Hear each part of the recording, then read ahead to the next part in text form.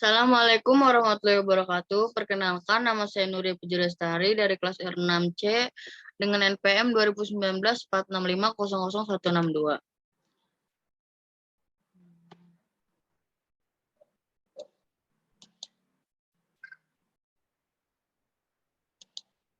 Pertama, saya akan menjelaskan tentang pengertian akhlak. Pengertian akhlak ialah sebuah sistem nilai value atau norma yang mengatur tindakan dan pola sikap manusia atau tingkah laku di muka bumi. Sistem nilai tersebut adalah ajaran Islam dengan Al-Quran dan Sunnah sebagai sumber nilainya, dan ijtihad sebagai salah satu metode berpikir Islami. Tindakan dan pola pikir yang dimaksud adalah berbagai macam pola hubungan dengan Allah, sesama manusia, dan juga alam. Kata akhlak berasal dari bahasa Arab, yaitu akhuluk yang artinya watak, kelakuan, tabiat, perangai, budi pekerti, dan tingkah laku atau kebiasaan. Akhlak dalam Islam diartikan sebagai perangai atau tingkah laku yang ada di dalam seorang yang telah melekat dan dilakukan serta dipertahankan secara terus-menerus.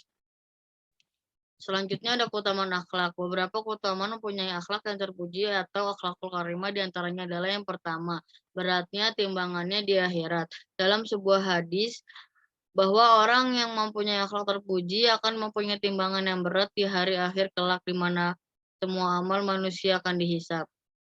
Selanjutnya yang kedua, dicintai Rasulullah. Rasulullah SAW diutus ke dunia tidak lain untuk menyempurnakan akhlak manusia. Maka dari itu Rasulullah akan mencintai manusia yang berakhlak baik. Selanjutnya yang ketiga, mempunyai kedudukan yang tinggi. Seorang yang mempunyai akhlak atau terpuji dan budi pekerti yang baik akan mempunyai kedudukan yang tinggi di akhirat kelak, sebagaimana disebutkan dalam hadis riwayat Ibnu Majah dan At-Tabrani. Selanjutnya yang keempat, dijamin rumah di surga. Mempunyai akhlak yang mulia sangatlah penting bagi seorang muslim. Keutamaan mempunyai akhlak yang mulia sangat besar. Salah satunya adalah jaminan imbalan sebuah rumah di surga bagi kaum muslim yang berakhlak mulia, sebagaimana sabda Rasulullah yang intinya bahwa akan dibuatkan rumah di tepi surga bagi orang yang meninggalkan debat walaupun orang tersebut benar. Akan dibuatkan rumah di tengah surga bagi orang yang tidak suka berbohong meskipun hanya bercanda, serta rumah di atas surga bagi orang yang berakhlak mulia. Selanjutnya ada adab belajar dalam Islam. Berikut adalah adab belajar dalam Islam yang dikutip buku Akidah Akhlak Madrasah Ibtidaiyah oleh Fida Abdillah dan Yusa Burhanuddin. Yang pertama, meluruskan niat ikhlas belajar untuk menuntut ilmu agar lebih dekat dengan Allah Subhanahu wa taala. Selanjutnya, membaca doa sebelum mulai belajar agar Allah Subhanahu wa taala memudahkan kita untuk memahami semua yang dipelajari. Selanjutnya ada menyimak dengan hikmat penjelasan guru dan tidak memotong penjelasan tersebut kecuali diizinkan.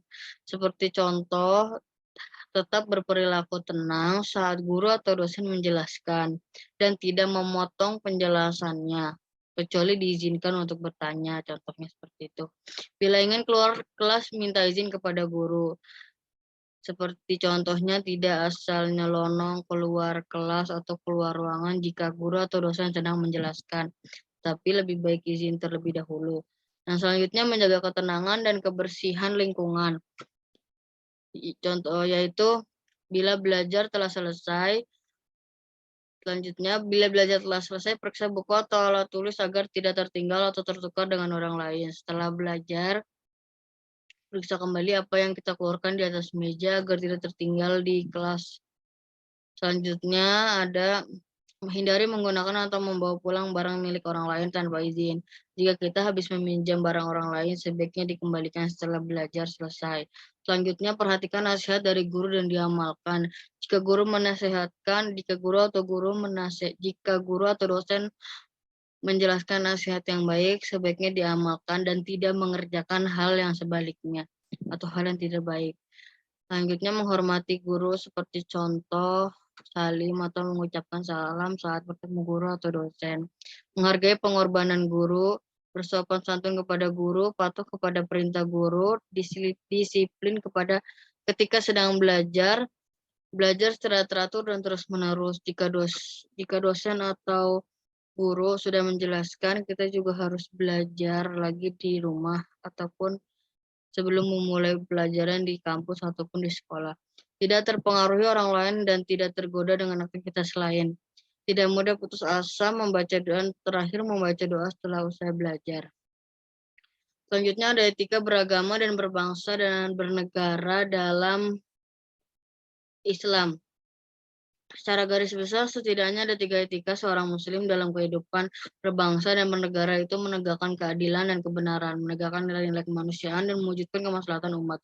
Yang pertama, menegakkan keadilan dan kebenaran dalam kehidupan. Kebenaran dan keadilan adalah sesuatu yang paling dicari oleh setiap manusia, bahkan kehidupan manusia itu sendiri disebut sebagai proses dalam mencari keadilan dan kebenaran. Islam adalah agama yang akan selalu berpihak kepada keadilan dan kebenaran, bahkan menegakkan keadilan dan kebenaran adalah kewajiban bagi setiap muslim kapan saja dan di mana saja. Selanjutnya, kedua, menegakkan nilai-nilai kemanusiaan secara genealogis. Manusia diciptakan oleh Allah Subhanahu wa taala dari jenis yang sama, dari nenek moyang yang sama, dan dari bahan yang sama.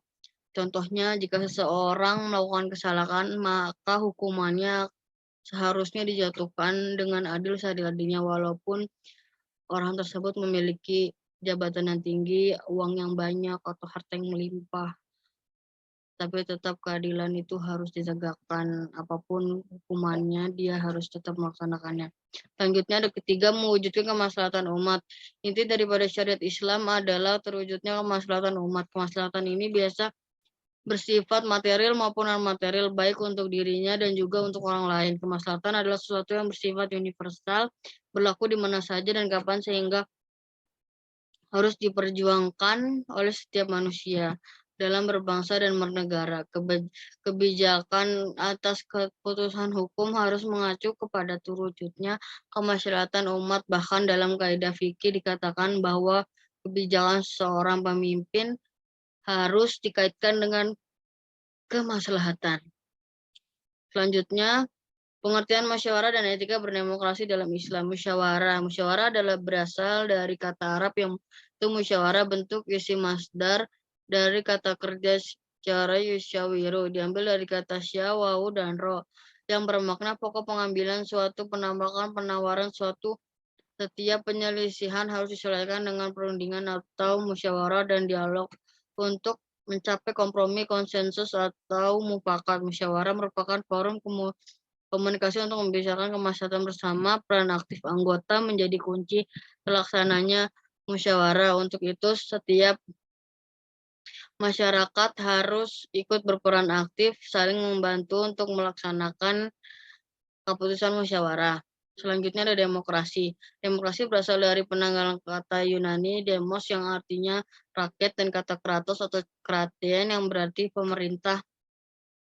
Sehingga kata demokrasi berarti suatu pemerintahan oleh dari untuk rakyat. Demokrasi adalah satu sistem politik yang memberikan perilaku yang sama terhadap orang lain pada segi politik, mempunyai kedaulatan yang sama, baik itu dipilih secara langsung atau tidak langsung, dengan perwakilan yang dipilih lewat pemilu secara bebas untuk sarana kontrol yang efektif.